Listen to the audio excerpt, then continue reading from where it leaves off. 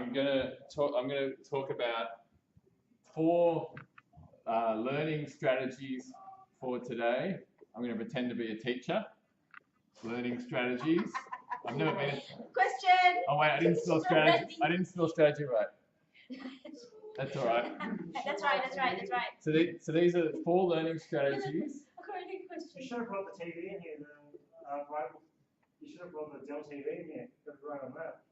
So you know what a dichotomy is? It's like 2 extremes, like hot or cold.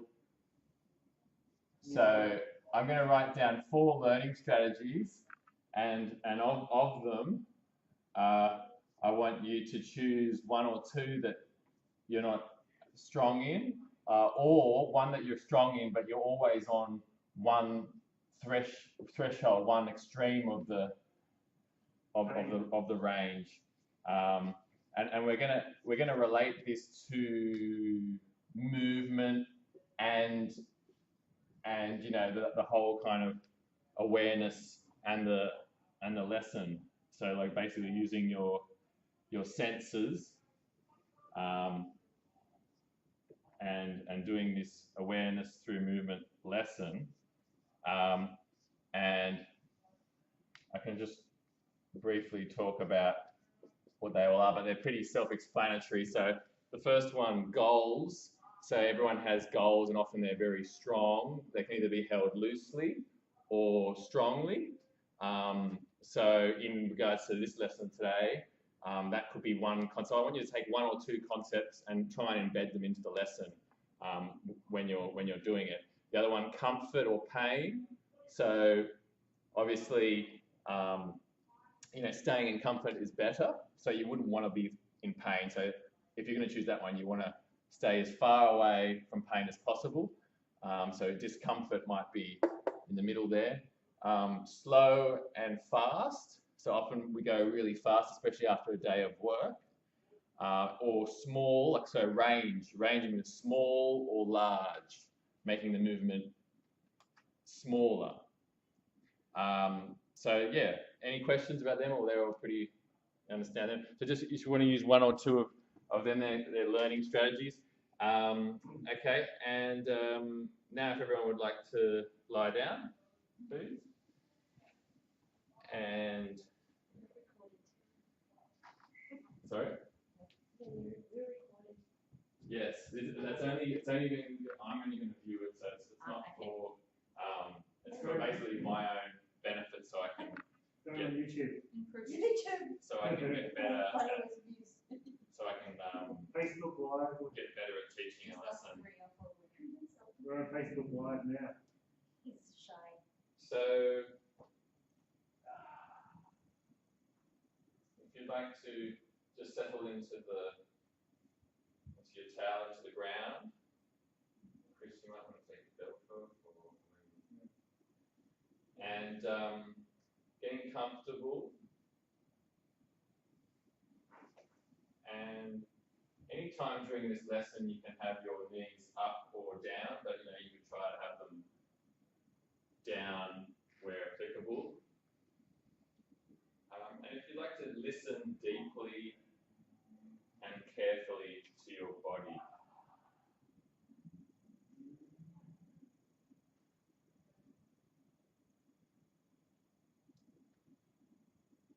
And if you could check in with your body stamp and the contact with the ground.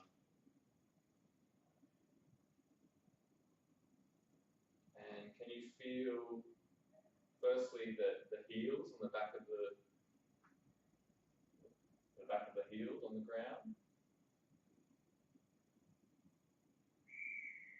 and the calves, the left and the right,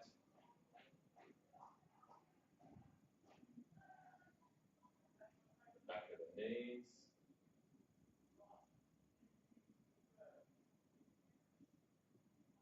the back of your pelvis,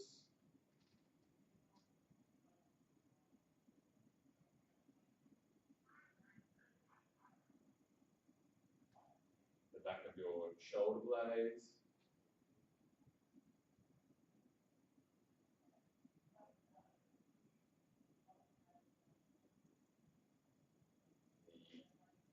the upper arms,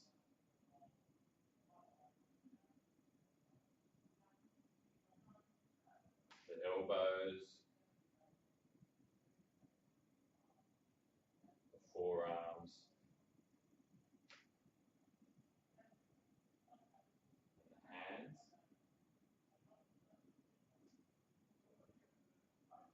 and the back of your head.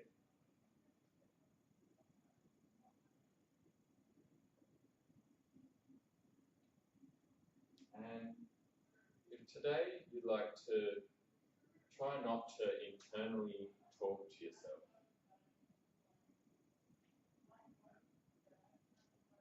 So just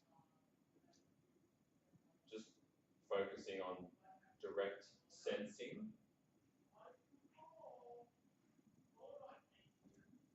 of how you are internally and exploring the world of sensation. So any sort of images from past or present, or memories, or verbally, linguistically things that are going through your mind, just if you'd like to not focus on any of them right now and just focus on direct sensing. And which leg is longer in your image, the left or the right leg?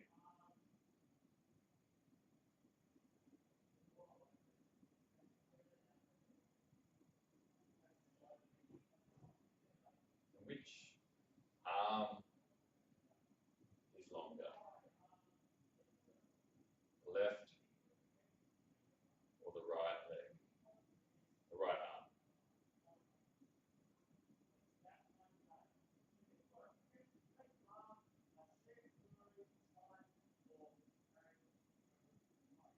Which side of your chest is more voluminous?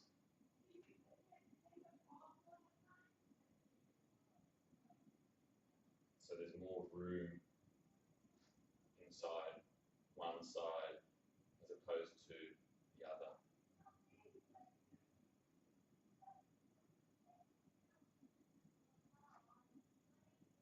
So one side might be really hard, easy to sense, and then the other side maybe a bit harder for your senses to image, to access, like a dark place. Might be one side might be a bit darker, like a room without any lights on.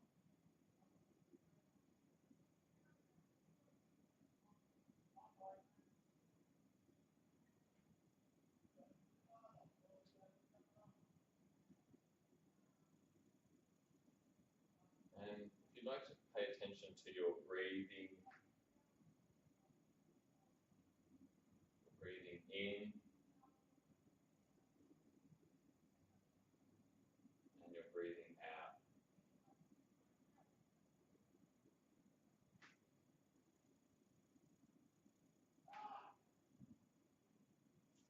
And which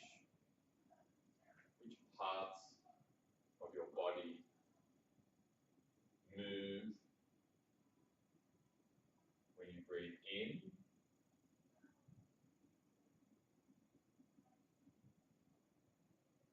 and which parts of your body move when you breathe out.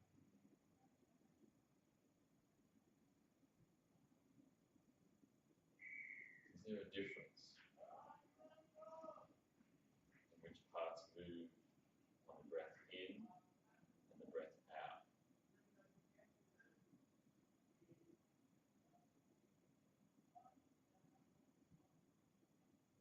Are some parts more obvious for you to perceive if for you to sense.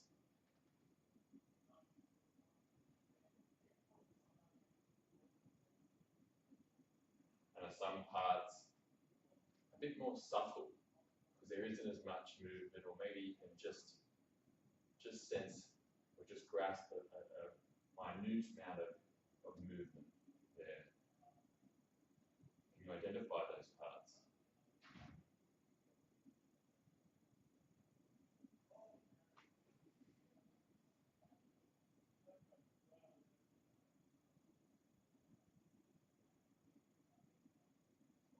And is the pace always the same with your breath? Your breath in, your breath out.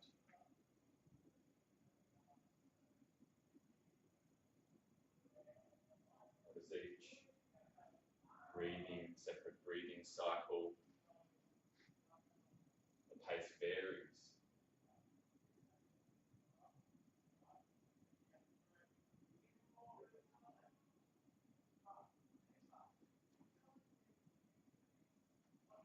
So,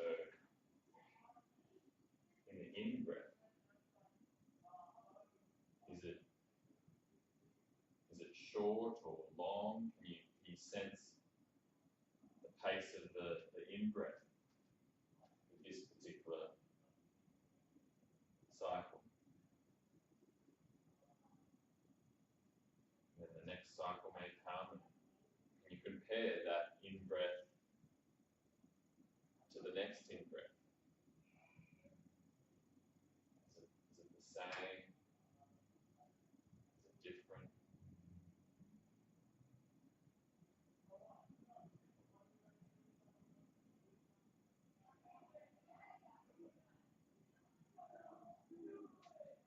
And what about the out-breath? The out-breath of the current breathing cycle? Is a typical out-breath for you in terms of the length and pace of it? You might like to compare the current out-breath then with the next out-breath. And notice how they're the same.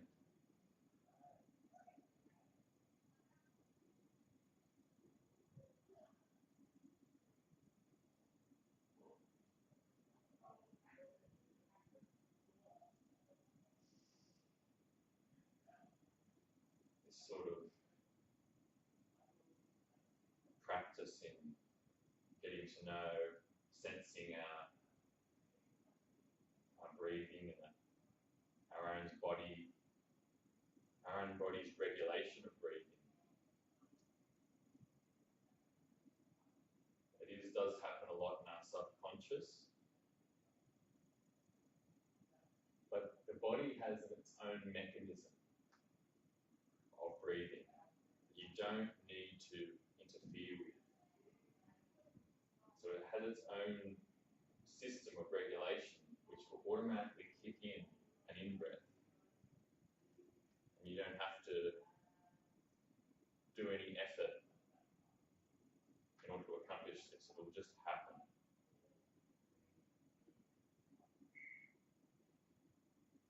So if you'd like to begin to, and doing it in quality, not thinking about the range, but if you'd like to just start to roll your head from side to side in quality, remembering what learning strategies you adopted, said that you'd adopt. And is there a difference in quality between rolling to the right and rolling to the left?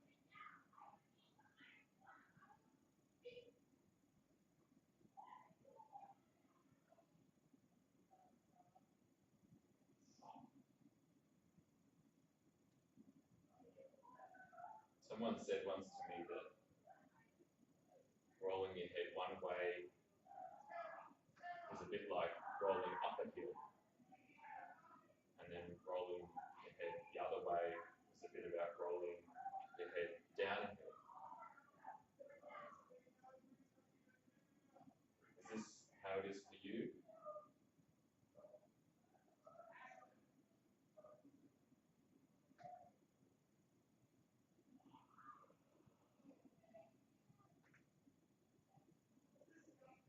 Or it could be a little bit like rolling your head on a corrugated road, and it might not be smooth, there might be little small bumps.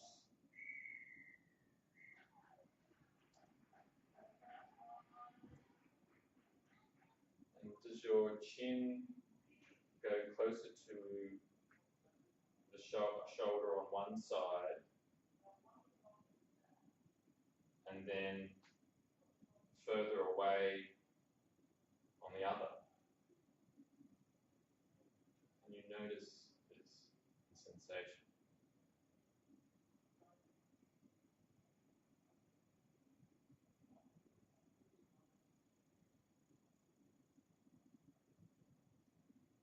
And you'd like to stop in your middle, in your neutral. Maybe you now have a new middle.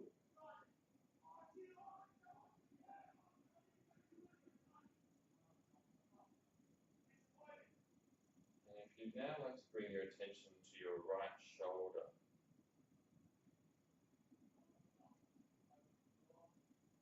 remembering the learning strategies, if you'd like to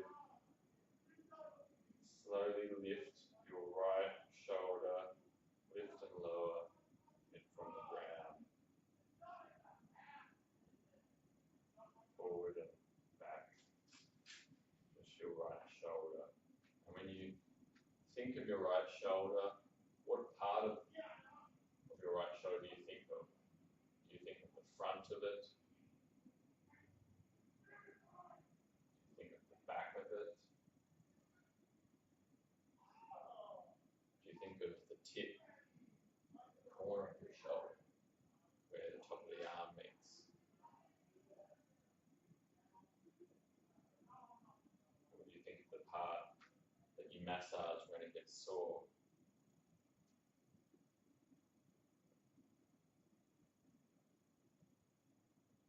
Or do you think of the armpit, the right armpit, when you lift and lower the right shoulder?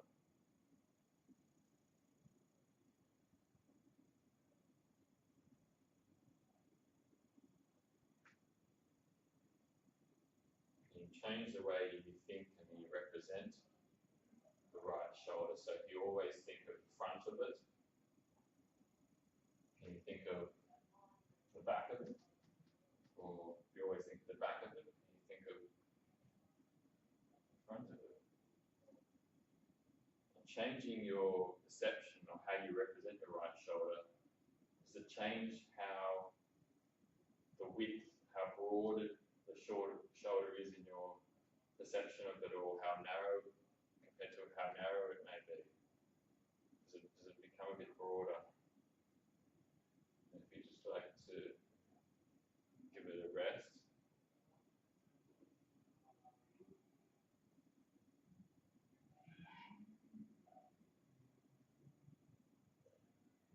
And if you'd like to bring your attention to the left shoulder.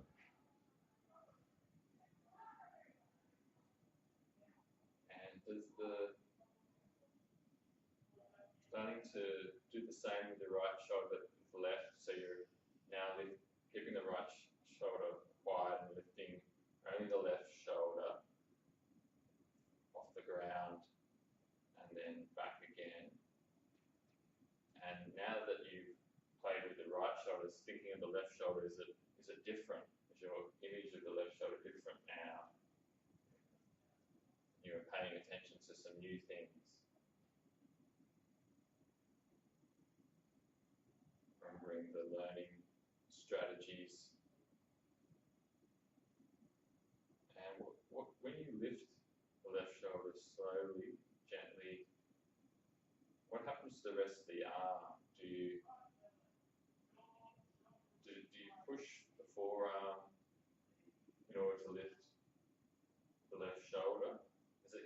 necessary to push down on the forearm, or is that extra work?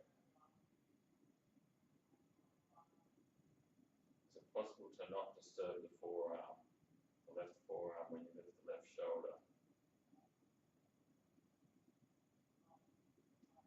So the elbow doesn't push or the weight doesn't get heavier on the left elbow when you lift the left shoulder. Is that possible?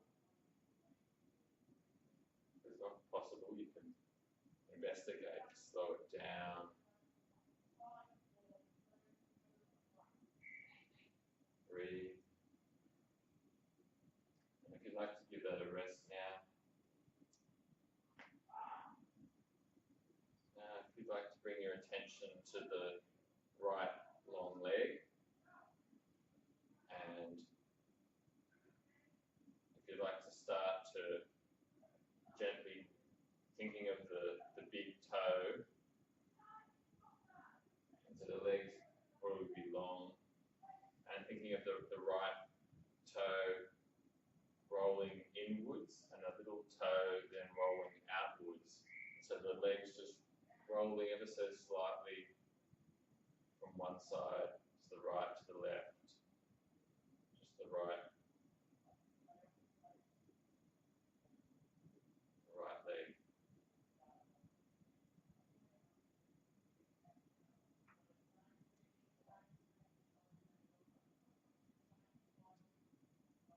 And which way is easier?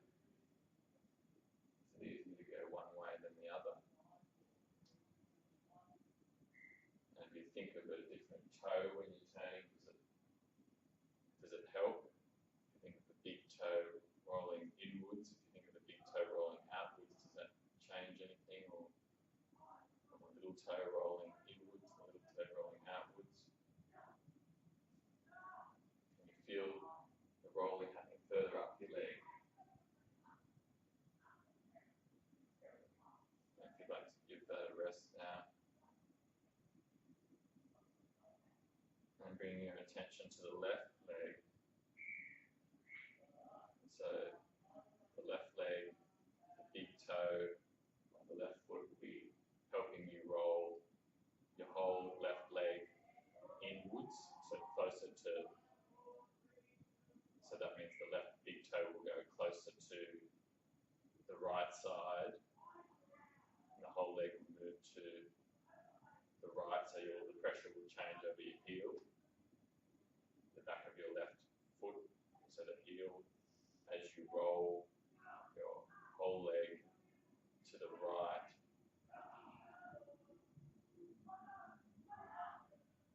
the weight will change over the back of the left leg, the back of the left heel is touching the ground, and then you can roll inwards towards the right foot and then outwards towards the left side of the ground.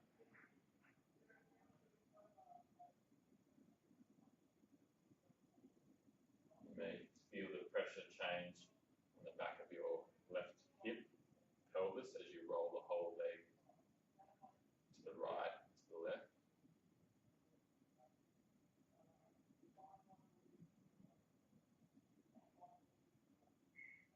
And I'd like to give that a rest and just compare which leg was easier to move, and reflecting your stamp on the ground now. Whether you know it or not, you're constantly changing. What you're doing now gives you time to track the changes that tend to be generated by doing an activity. And knowing those correlations allow you to direct your improvement. So next time you go to breathe out, so it's part of your natural breathing cycle, out loud enough to hear yourself. You'd just like to say, after the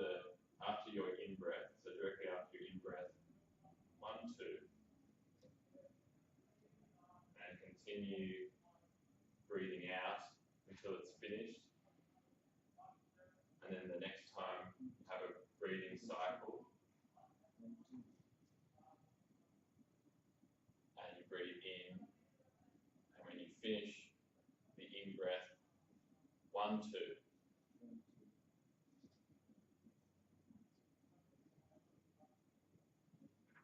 And keep on repeating this, saying it loud enough to hear yourself.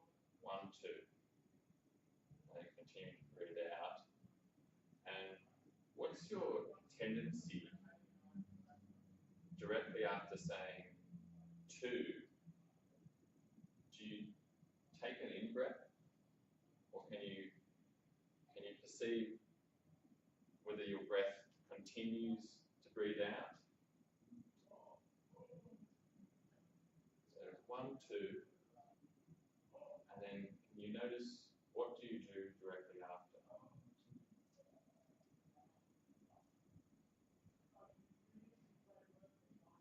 Some have a tendency to block off their throat as soon as they finish the 1, 2. Can you notice if you have that tendency? 1, 2.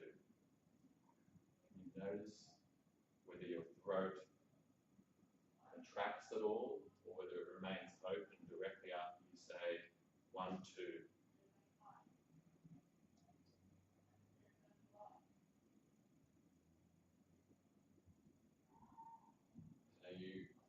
Are you whispering it, or is there some resonance to your voice? Are you speaking in a normal tone that you would speak when you were talking to someone? 1, 2.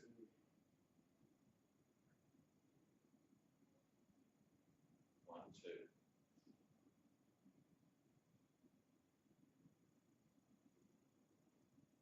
If you'd just like to go back to rolling your head slowly from side to side, remaining in quality. So slowly, not thinking of goals or the end range, keeping it smooth sailing, like calm waters, no wave, no swell, a gentle flowing water trickling, staying in quality. And does this sort of method give you free your neck a little bit, free your throat? And if you were to stop somewhere in the middle where it's comfortable to breathe, where your throat and neck is relaxed, and then if you were to continue the 1, 2 exercise, is now your throat and neck feeling free? Is your throat open? So if you were to commence then 1, 2, can you notice that this tool of freeing your neck,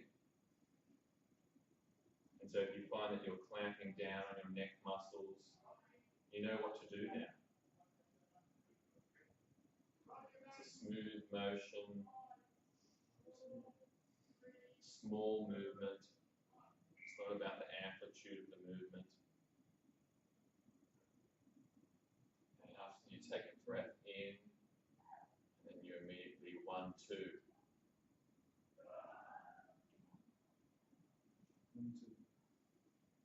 Do you continue to breathe out after that, or what is your tendency? So if everyone would like to rest now. So why do we speak? Why am I incorporating the voice into this lesson?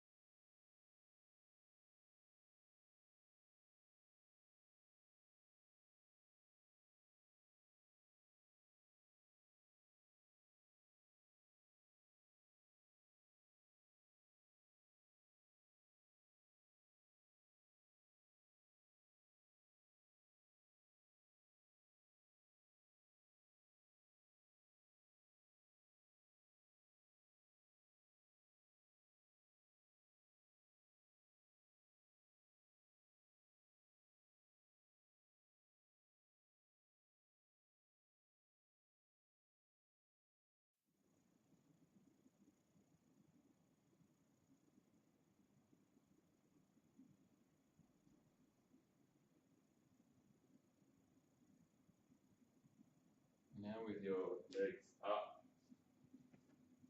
if you'd like to continue on the breath, after you breathe in, continue the 1, 2, 1, 2, 1, 2, 1, 2, 1, 2, 1, 2, and notice, so there's no full stops between, and noticing, is it different? Is there a different resonance to your voice now?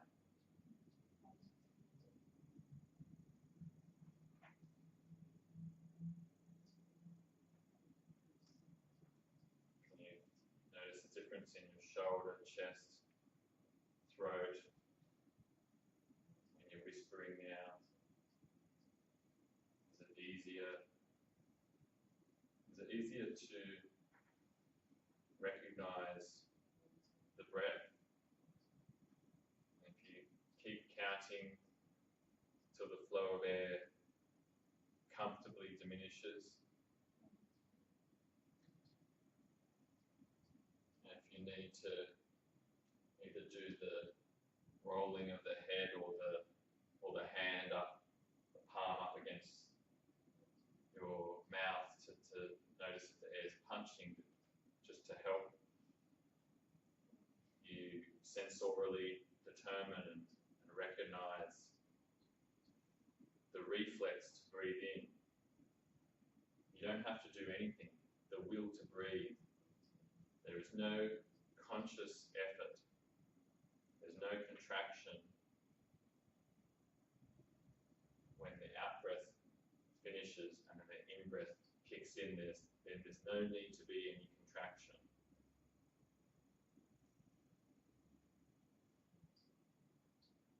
You notice what triggers the in-breath is the act of saying 1, 2. Does that make you take an in-breath sometimes? Or do you notice it's automatic and you don't notice the in-breath?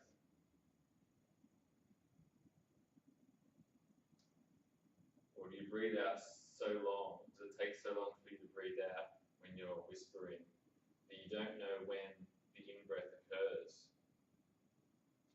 Does it just occur, or do you take a sneaky in-breath and then continue? Can you tell?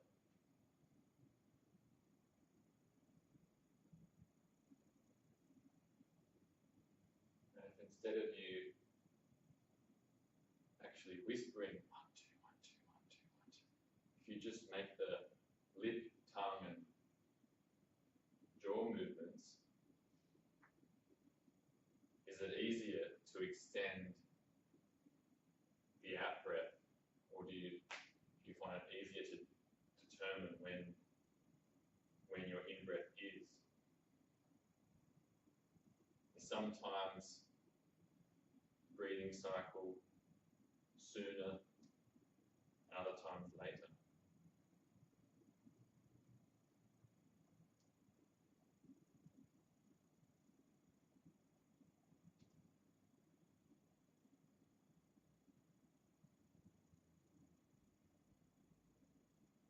Now you're sometimes starting the 1, 2 before you've finished completely the in-breath.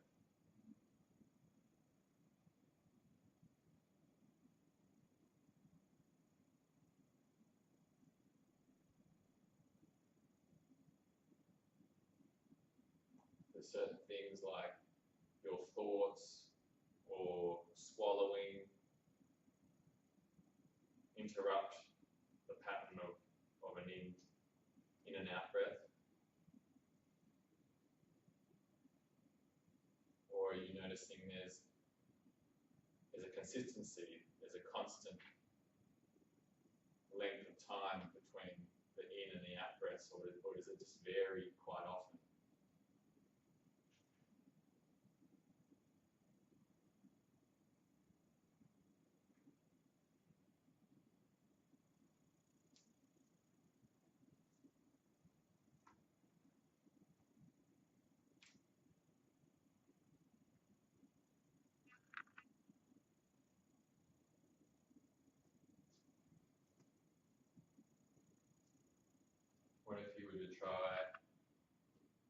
1, 2, 3, 4. 1, 2, 3, 4. 1, 2, 3, 4.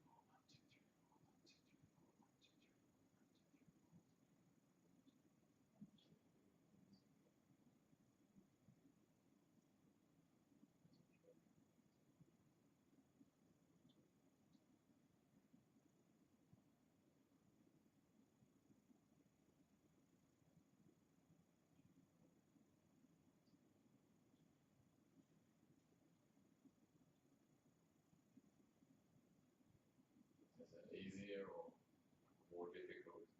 We add 2 more numbers on there. You also don't want to make a full stop between the 4 and the 1. Is it 1, 2, 3, 4? 1, 2, 3, or is it 1, 2, 3, 4? 1, 2, 3, 4.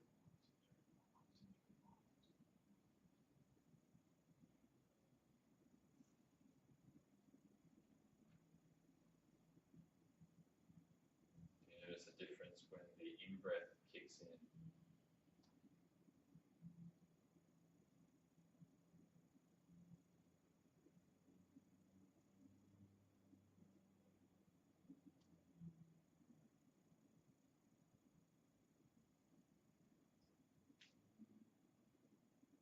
And we just like to have a rest.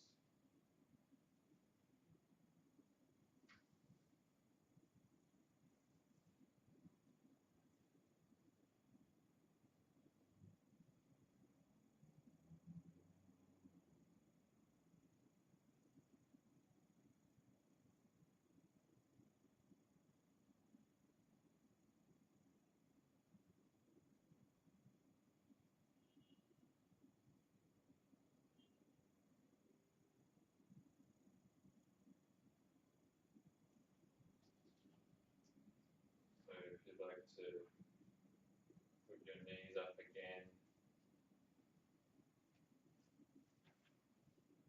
and you could try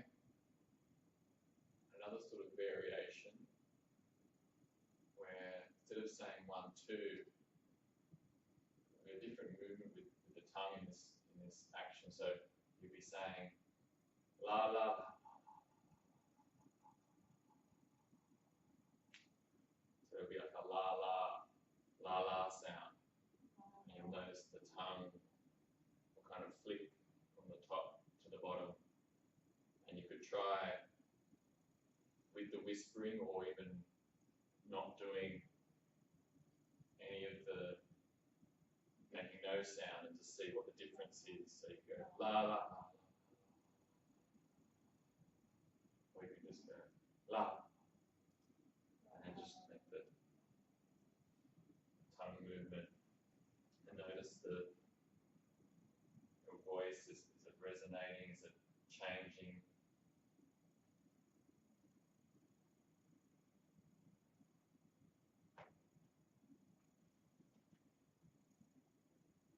This is a good little, because we hold our breath so often throughout a day based on our emotions, based on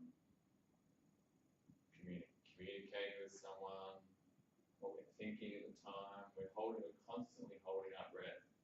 And that means that there's not enough oxygen coming in and more CO2, which is then adding to tension.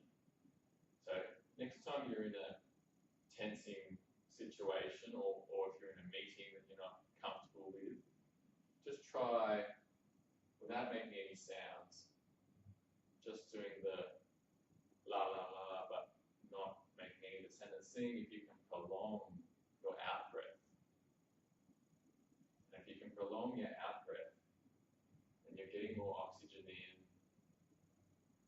and then your natural in breath will come in without contracting.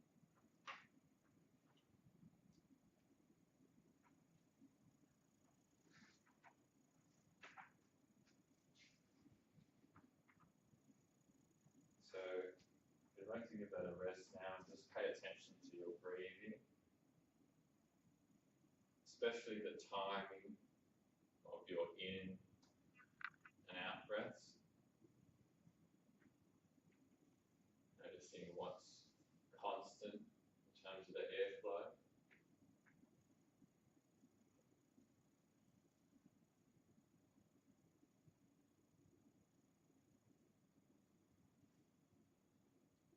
has the contact of the floor changed?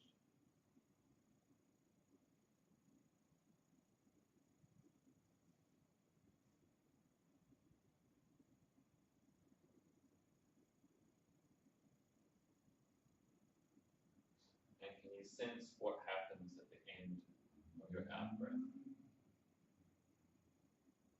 Can you recognize that point? Can you sense the point where your out breath finishes and can it just be a natural in breath, or are you still there? Is there a contraction, or does it just happen normally? An in breath. There's no work necessary. Remembering the lungs are elastic. They're not muscles. And in your own time, if you'd like to come to the side, staying within your experience, and then come eventually up to sitting.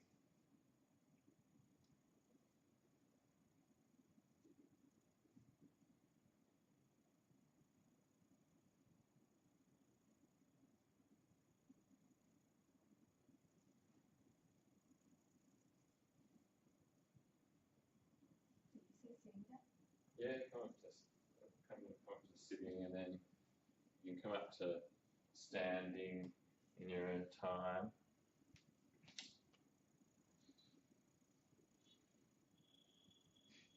And just noticing how it is to breathe standing. Now you're up with gravity.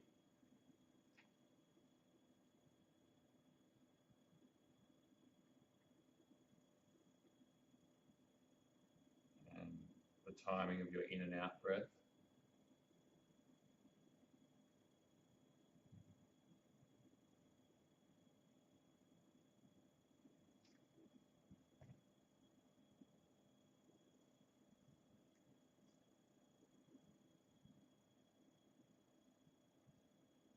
And if you'd like to go for a walk,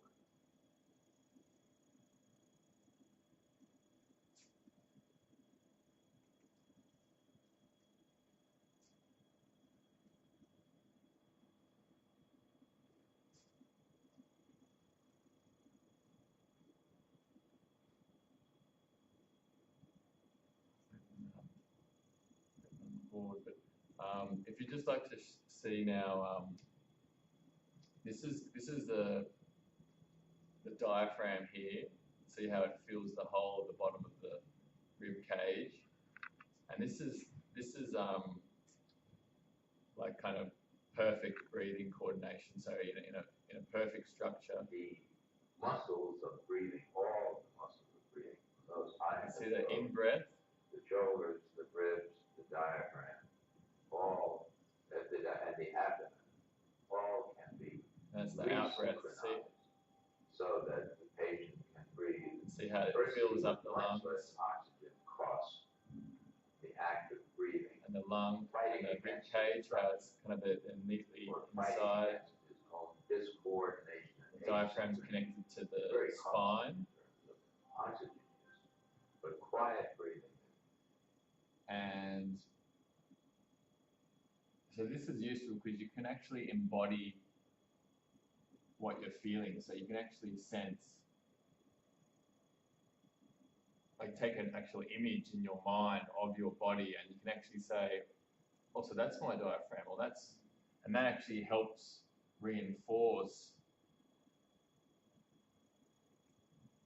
the experience. And so I'm now going to go to will hit the bottom of the rib cage and make the ribs flare. This is called a respiratory pause because with the patient all their chest. So this is the guy who works based on Carrl who rewrote textbooks on respiratory and it's a respiratory science. So before that, I didn't have any idea about the diaphragm or. If you use what's called accessory breathing. And he's going to show now the same rib cage, but actually a lot of people are like this. So see the diaphragm, the ribs are extended here, and they're actually structurally being bent in. The diaphragm can't move in properly.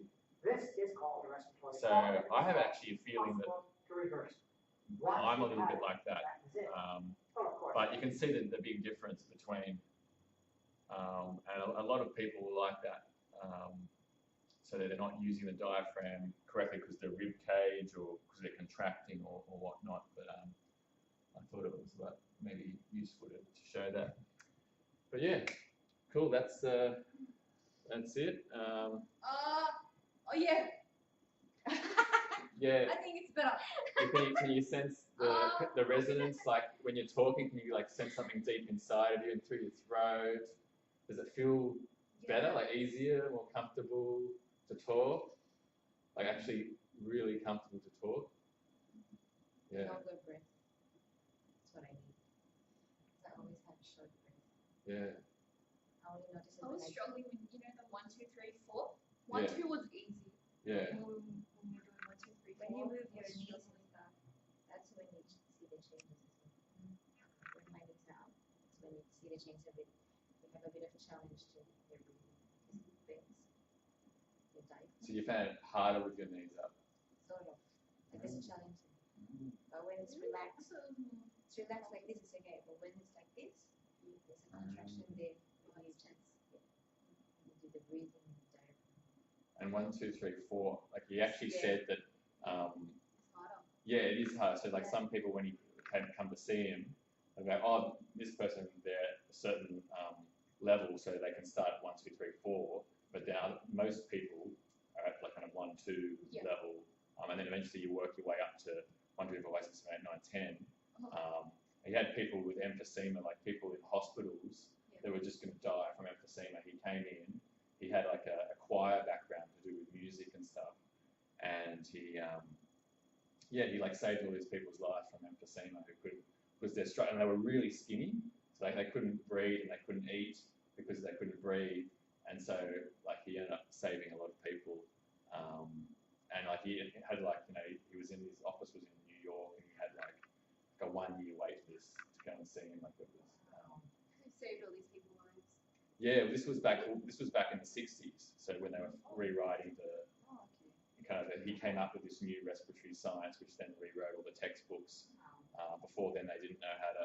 I think even now they still a lot of his work. Some of it is taken on board, but some of it there aren't these like professionals that like him that can go in and like say, oh, you know, that person has sleep apnea. Like my dad and my brother have sleep apnea, but there's no specialists in breathing that can go and see like this guy that will eventually fix, because you have to keep on doing it, and eventually over time you correct your diaphragm, you correct the way your rib cage goes, and you get more oxygen in, so that everything improves, you know.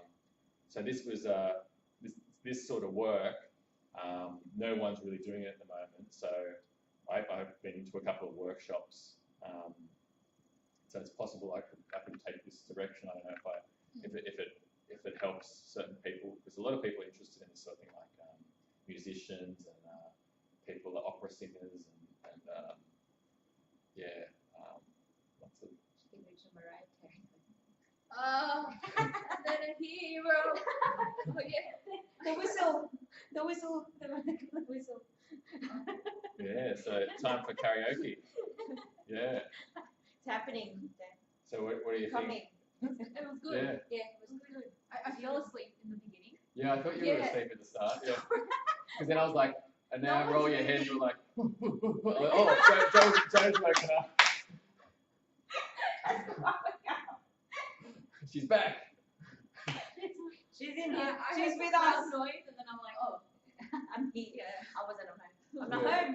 You must have really needed a shut eye. Must have been a long day. A 5-minute Yesterday. 5-minute nap first and then back Yeah. into it. Cat nap and Yeah. right into it. That's right. Oh, Cool. Well, I might actually do this one again, because there was a lot of people that couldn't make it. That, Yeah. and there actually are other lessons following this where he does different stuff. But yeah, actually the la la la thing, I've actually started doing that. Like you're in a meeting, Too bad for me. you're in a meeting, and you Yeah. just do that tongue movement, and you've noticed that your breath, out breath extends, and you get less anxious, and you get more. It's really weird how you can just kind of control how you're breathing with these sort of So little. it loosens you. Yeah, it Practice that. it keeps Yeah, the when you oxygen go into coming in. The people talk to you. Yeah, like if you want to tune out and someone's talking to you, you're like, Don't do la la la. yeah. So it's quite different. Like, and I also thought some people might not want to. Some people might feel a bit sensitive about talking out loud in like in a room, like especially like if there was like if the room was full of people. But Very soft.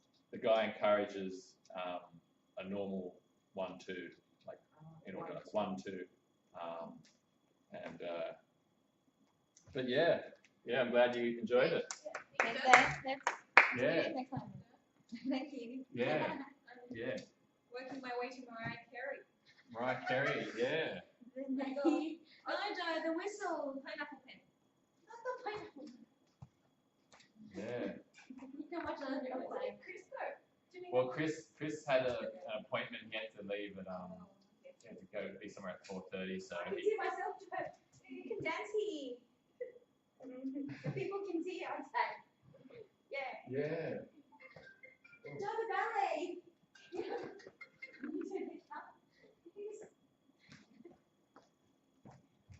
I was smiling just. I remember this house and my family. Yeah, it is a show. Did you take dance? No, I didn't. My own. Mine is faded. Thanks, Dan. Yeah. No, I'm glad you enjoyed it. Yeah, no, it's good. It's a bit different, experimental, but we'll